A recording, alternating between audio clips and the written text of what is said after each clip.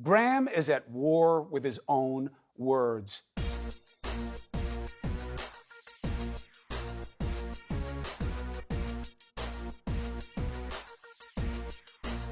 When you don't like the facts, and the proof comes from your own people, the only way to defeat the process is to fight the process itself.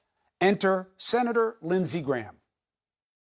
The purpose of the resolution is to let the House know that the process you're engaging in regarding the attempted impeachment of President Trump is out of bounds. It's inconsistent with due process as we know it. It's a Star Chamber type inquiry, and it's a substantial deviation from what the House has done in the past regarding impeachment of other presidents. First, Graham was active in the Clinton impeachment. He never criticized Starr then, nor the fact that that probe started with a real estate transaction and ended with a sex act. The ugly part is that Senator Supercilious has to know that his argument is BS. Why? He knows that with Nixon and Clinton, lawmakers weren't doing the investigating. It was an independent counsel or a special prosecutor who both used closed-door depositions. And in Clinton, Graham was then party to a second layer of secrecy. Lead prosecutor Henry Hyde said Tuesday that 2 days of closed depositions have strengthened the case against President Clinton.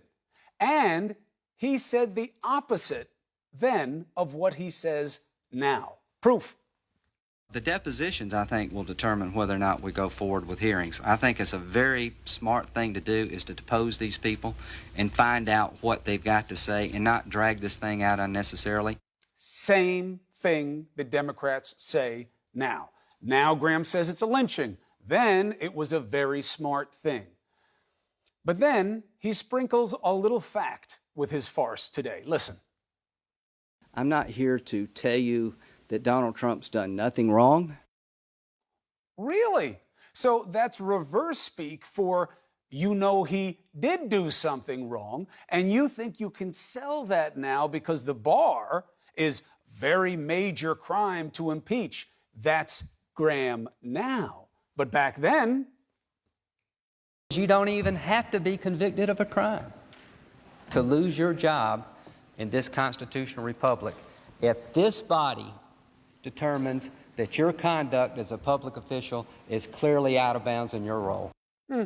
Senator Graham is right to point out Trump's potential impeachment as being different from the others, but not in a way that defends his newfound deference for wrongdoing. Here's the difference. President Nixon said this. Our entire focus should be on the great issues of peace abroad and prosperity without inflation at home. Therefore, I shall resign the presidency effective at noon tomorrow. In the face of wrongdoing, he resigned. When it was Clinton's turn, he apologized a lot. I am profoundly sorry for all I have done wrong in words and deeds. Mere words cannot fully express the profound remorse I feel for what our country is going through and for what members of both parties in Congress are now forced to deal with. Why does it matter? Contrition is what you just saw. That's a key indicator of potential change and a draw for potential leniency. Trump is a toxic opposite to presidents past. That call was a great call. It was a perfect call. I made a perfect call, an absolutely perfect phone conversation with the president of Ukraine. No remorse. Then he went on TV, asked China to investigate the Bidens as well, the same guy who asked the Russians, WikiLeaks, and Ukraine to help him out. The same guy who told you he's never even needed to ask God for forgiveness. And somehow, Graham, who once argued the test was presidential conduct being out of bounds, now said it is not Trump, but Congress who's out of bounds. Graham is at war with his own words.